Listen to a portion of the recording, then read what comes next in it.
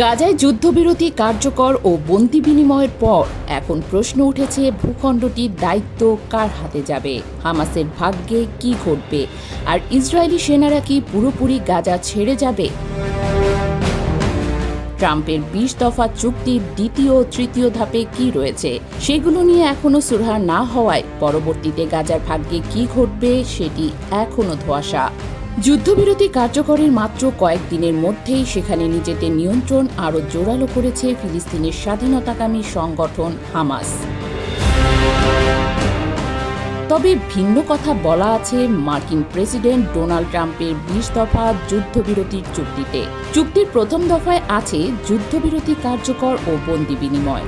দ্বিতীয় দফায় বলা আছে হামাসকে নিয়ন্ত্রীকরণ ও গাজার শাসনভার কার হাতে যাবে সে বিষয়ে। আর তার ঠিক করার পরই তৃতীয় পর্যায়ে গাজার ধ্বংসযজ্ঞ সরিয়ে অবকাঠামো পুনর্নির্মাণের দিকে মনোযোগ দেয়া হবে।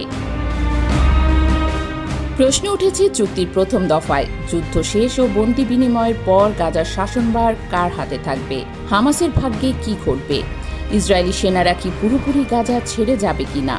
আর এসব প্রশ্নের নিশ্চিত কোনো উত্তর না দিয়েই মিশরের যুদ্ধবিরতি চুক্তিতে সই করে মধ্যপ্রাচ্য ছেড়ে গেছেন মার্কিন প্রেসিডেন্ট। বিশ্লেষকরা বলছেন এসব অমীমাংসিত বিষয়ের সমাধান কবে নাগাদ হবে, কত সময় লাগবে, সপ্তাহ, মাস নাকি বছর।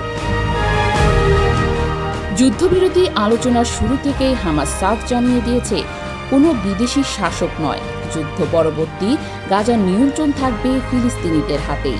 ইসরায়েলি বাহিনী পুরোপুরি গাজা ছেড়ে না যাওয়া পর্যন্ত অস্ত্র ত্যাগ করতে অস্বীকৃতি জানিয়ে আসছে হামাস।